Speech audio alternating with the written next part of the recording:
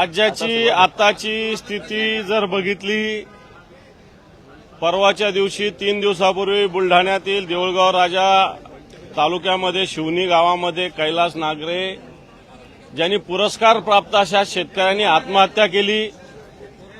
या आत्महत्या करत असताना त्यांनी पुरस्कार मिळालेला असताना सिंचनाची व्यवस्था नाही, पाण्याची व्यवस्था नाही, ही व्यथा सरकारकडे व्यक्त केली होती आणि म्हणून सरकार ते पूर्ण करू शकलं नाही, म्हणून त्यांनी आत्महत्या केली। त्याविषयी आज आम्ही महाविकास आघाडीनं आंदोलनाची भूमिका घेतलेली।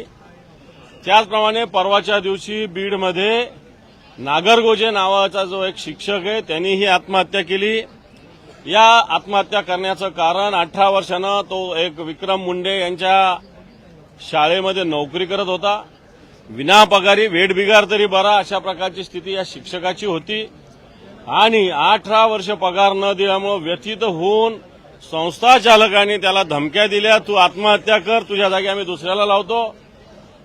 मला वाटतं त्यांनी आत्महत्येचं केलेलं पत्र प्रसिद्ध झालेले, धक्कादायक, अतिशय हृदयद्रावक हे पत्र या शिक्षकानं लिहिलेलं आहे आणि या सगळ्या विषयाचं जर बघितलं तर याला सरकार जबाबदार आहे आणि या सरकारच्या विरुद्ध आंदोलनाची भूमिका मी सभागृहाच्या बाहेर घेतलेली आहे आणि सभागृहात सुद्धा या संदर्भात भूमिका आम्ही घेऊ। कोर्टाची खोटी ऑर्डर, न्यायाधीशांच्या खोट्या सह्या, शिक्के बनवून जमीन बळकावल्याची घटना पुण्यात उघडकीस आली। याबाबत न्यायाधीशांनी जेव्हा सुनावणी सुरू होती त्यावेळी संपूर्ण प्रकरण आहे ते मला असं वाटतं आतापर्यंत एखाद्या अधिकाऱ्याची, आमदाराची खोटी सही केल्याचं प्रकरण होतं, प्रत्यक्षात न्यायाधीशाची खोटी सही करण्याचा प्रकार घडलेला आहे। अतिशय धक्कादायक प्रकार हा आहे।